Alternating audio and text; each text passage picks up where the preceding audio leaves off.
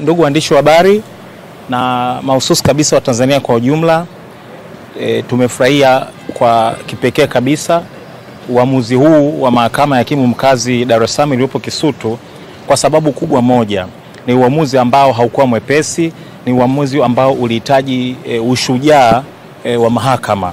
Katika hoja zetu tulialika mahakama iwe kubwa, yani we invite the court to be greater, na tunashukuru kwamba mahakama imetusikiliza na tunaamini imejijengea heshima ya kipekee sana siku hii ya leo.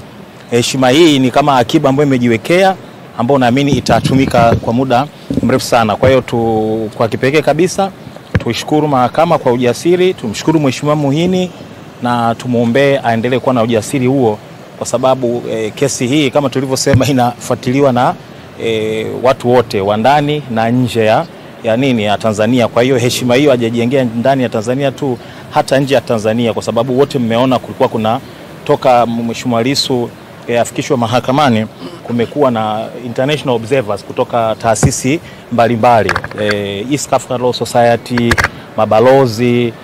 Kwa wale wote wanabeba reflection ya kwamba basi angalau mahakama zetu zinaweza kuwa na ujasiri.